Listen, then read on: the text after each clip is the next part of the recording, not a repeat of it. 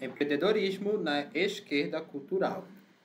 Primeiro ponto é que a empresa adquirir novos valores, né? A empresa adquirir novos valores mais adaptados para uma nova geração, que seria, em tese, mais conivente com a esquerda cultural. Vamos imaginar a situação, né? Uma grande empresa foi criada por um patriarca reacionário, que seguia fielmente os dogmas de determinada religião, né? Isso pode ser em qualquer país. O que era mais comum no passado, você ter pessoas do passado com pensamentos reacionários. Isso é uma questão lógica, já que o reacionário está ligado geralmente às coisas do passado. Não estou nem falando se é bom ou ruim, mas isso é o fato, e isso se encaixa na realidade de muitas empresas. Seus herdeiros, porém, possuem outros valores associados à cultura woke, como a diversidade sexual. Pode ser que esses herdeiros, por exemplo, sejam homossexuais e o patriarca seja alguém muito reacionário nesse sentido, que não aceita homossexuais. Você teve uma briga familiar aí, né, que aconteceu, o patriarca pode ou não ter aceitado, mas o fato é que eles continuam sendo herdeiros dessa empresa. E aí depois que o patriarca vem a falecer, essas pessoas herdam uma empresa que tinha uma cultura do seu patriarca, que era uma cultura baseada em valores aí reacionários / conservador. Esses herdeiros não vão manter esses valores, eles vão agora colocar uns valores mais associados com a cultura woke. Isso vai mudar questões fundamentais na empresa, como a missão, produtos, governança corporativa. Essa situação hipotética aqui é muito comum. É muito comum mesmo em várias empresas grandes. E aí você tem, inclusive, no próprio marketing, aqui a fase de 3.0, que seria um marketing voltado para muito melhor. E aí vai entrar várias coisas que são associadas, de certa forma, à agenda progressista, woke, que é a esquerda, cultural, associadas ali à questão da sustentabilidade, à questão da diversidade sexual, da diversidade racial, de gênero. Então, vou mostrar aqui alguns exemplos de como a cultura woke ficou forte numa empresa internacional que é a Disney. A Disney, de alguns anos para cá, alterou vários personagens clássicos para versões identitárias. Então, a ideia é que você tinha um Homem-Aranha que, tradicionalmente, sempre foi um personagem branco, e agora você trouxe um personagem negro, que é o Miles, né, dessa franquia do Homem-Aranha. Não foi o próprio Homem-Aranha, mas o Miles está ganhando mais protagonismo nas últimas versões aí da saga Homem-Aranha. Você tem o Hulk, que sempre foi um personagem masculino, ele, de acordo com a agenda que o macho adulto branco seria sempre o opressor, e aí você troca ele, o personagem do Hulk, pela She-Hulk, como teve um filme mais recente da Marvel. Você tem, então, ou o próprio personagem assumindo uma identidade LGBT, o caso do Super-Homem, na revista em quadrinho, tendo um beijo gay, nesse caso, com outro personagem, ou mais recente até a Branca de Neve, que o próprio nome diz, é Branca de Neve, então sempre foi uma mulher branca, sendo interpretada por uma atriz negra.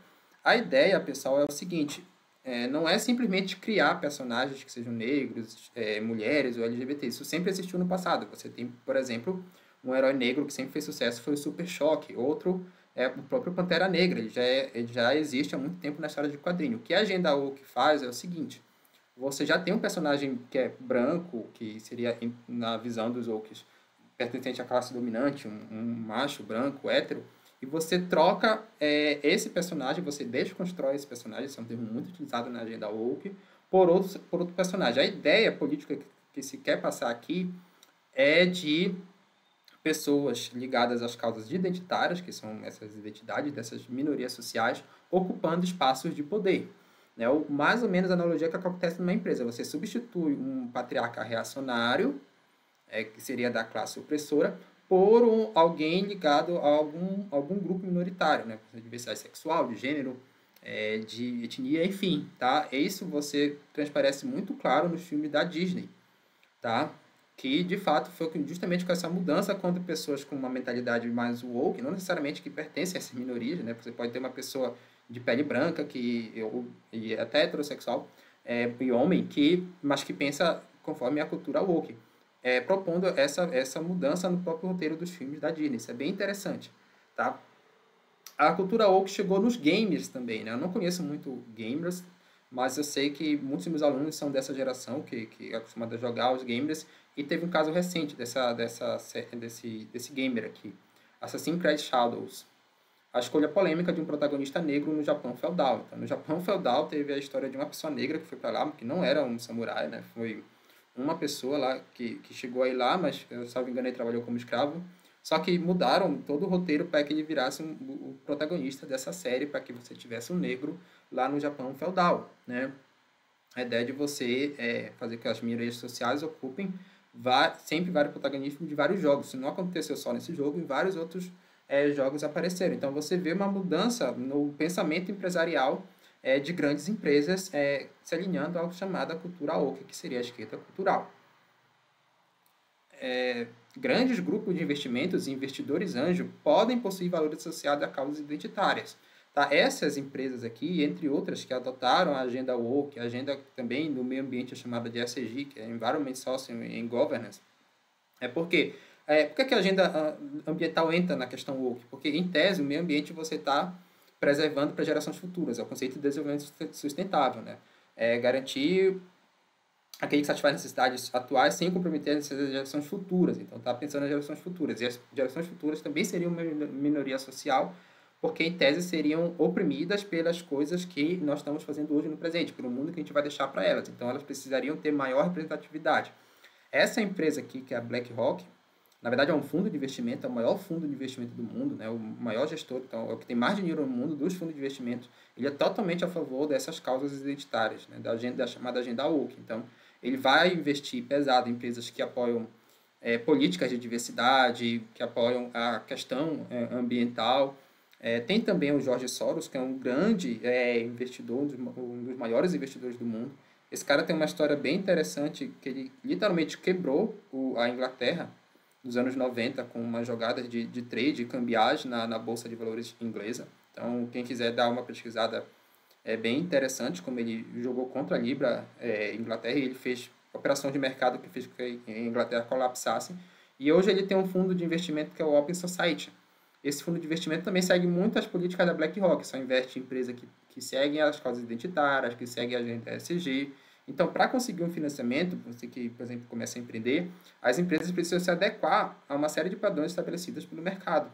Tá? Não tem só esse caso, tem vários bancos que seguem o princípio do Equador, que é um princípio relacionado às causas ambientais, e eu explico melhor essas coisas aqui na aula 5.2, principalmente a questão da 5.2 e 6.4 dessa playlist, mas é mais associada à questão ambiental do que às outras causas identitárias, tá? Seria as pressões que você tem de mercado dentro da questão da gestão ambiental. Esses grupos identitários são nichos de mercado.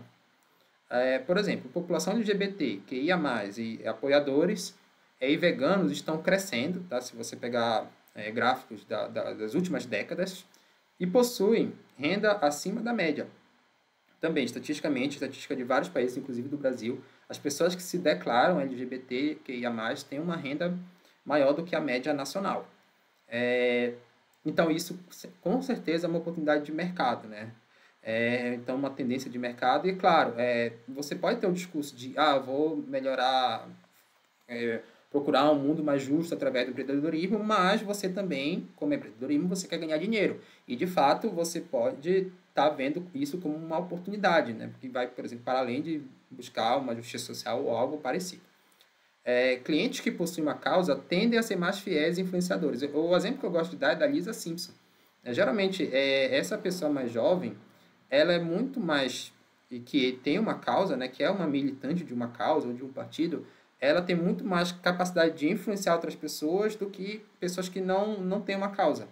Seja para mudar hábitos de consumo, seja para votar em partidos políticos, seja para apoiar empresas que sigam a agenda woke, a agenda ambiental, a agenda LGBT, enfim. Tá? Uma das políticas também que se prega aqui, por exemplo, é que você tenha a paridade de mulheres e homens nos cargos de maior hierarquia, a representatividade nos cargos de maior hierarquia. Então, representatividade feminina, representatividade LGBT, representatividade negra. Então, essas pessoas elas tendem a ser mais influenciadoras. Então, a Lisa Simpson tem muito potencial para influenciar, por exemplo, o Homer Simpson a adotar uma vida mais saudável, vegana, né? Mesmo que o Homer não siga isso, mas pelo menos a consumir produtos de empresas que não agregam o meio ambiente ou coisa parecida. E também promove cancelamento de empresas que não seguem a agenda woke. Então, se a empresa não tem lá nos seus diretores mais estratégicos uma diversidade étnica, por exemplo, todo mundo é macho, adulto, branco, heterossexual, essas pessoas woke, como elas são pessoas que têm essa causa e pesquisam, elas podem provocar uma política de cancelamento a essa empresa. E é um grupo de grande influência por causa disso aqui, ó. Possui renda alta, geralmente são pessoas mais jovens. Então, eu explico também isso aqui na aula 2.2 dessa playlist aqui. Estudos apontam que empresas que adotaram essa agenda ESG, no caso da agenda woke ambiental, tá? O ESG, basicamente é isso, embora o social também, o S aqui, o social também está relacionado a essa questão da agenda woke identitária, da causa LGBT, da causa feminista, possui maior retorno de mercado. Então, tem vários estudos aqui. Esse é um site de um canal que justamente fala do ESG na Bolsa Brasileira. E ele pega que o ES é o Índice de Sustentabilidade Empresarial da Bolsa Brasileira. Tá? São empresas que seguem a agenda ambiental dentro da Bolsa Brasileira. É esse aqui, ó.